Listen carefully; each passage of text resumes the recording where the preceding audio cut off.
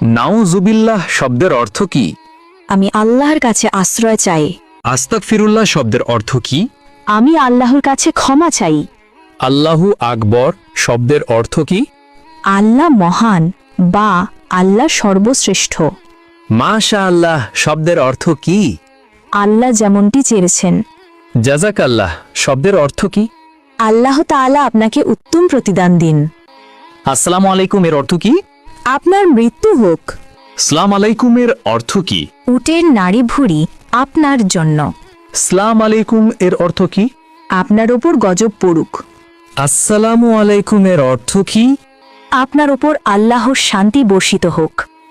চৌধুরী শব্দের বাংলা অর্থ কি? 4 অঞ্চলের প্রধান। শিকদার শব্দের বাংলা অর্থ কি? জমিদারের সহকারী। খন্দকার শব্দের বাংলা অর্থ কি? ধর্মীয় জ্ঞান সম্পন্ন ব্যক্তি। শেখ শব্দের বাংলা অর্থ কি? জ্ঞানী বা পণ্ডিত। খান শব্দের বাংলা অর্থ কি? নেতা বা শাসক। মৃত্যুর পর শ্বাসযন্ত্র কতক্ষণ জীবিত থাকে? 4 ঘন্টা। মৃত্যুর পর মস্তিষ্ক কতক্ষণ জীবিত থাকে? 20 মিনিট। মৃত্যুর পর কিডনি কতক্ষণ জীবিত থাকে? 26 ঘন্টা। মৃত্যুর পর চুল কতক্ষণ জীবিত থাকে? 6 ঘন্টা। হজরত মুহাম্মদ সাল্লাল্লাহু আলাইহি ওয়াসাল্লাম এর কতজন সন্তান ছিল? 7 জন।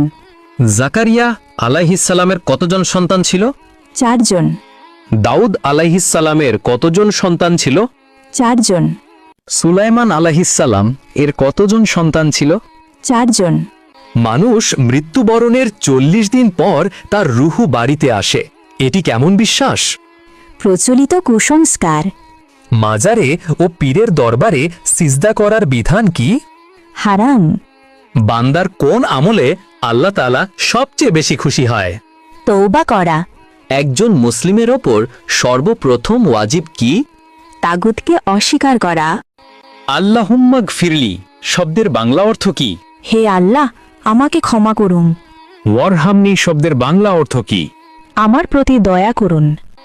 ওয়াহদিনী শব্দের বাংলা অর্থ কি? আমাকে সঠিক পথ দেখান। ওয়া আফিনী শব্দের বাংলা অর্থ কি? আমাকে সুস্থতা দান করুন। ওয়ারজুগনি শব্দের বাংলা অর্থ কি? আমাকে রিজিক দান করুন। আল্লাহুম্মা গফিরলি শব্দের বাংলা অর্থ কি? হে আল্লাহ, আমাকে ক্ষমা করুন। ওয়ারহামনি শব্দের বাংলা অর্থ কি? আমার প্রতি দয়া করুন। ওয়াহদিনী শব্দের বাংলা অর্থ কি? আমাকে সঠিক পথ দেখান। ওয়া আফিনী শব্দের বাংলা অর্থ কি? আমাকে সুস্থতা দান করুন। ওয়ারজুগনি শব্দের বাংলা অর্থ কি? আমাকে রিজিক দান করুন।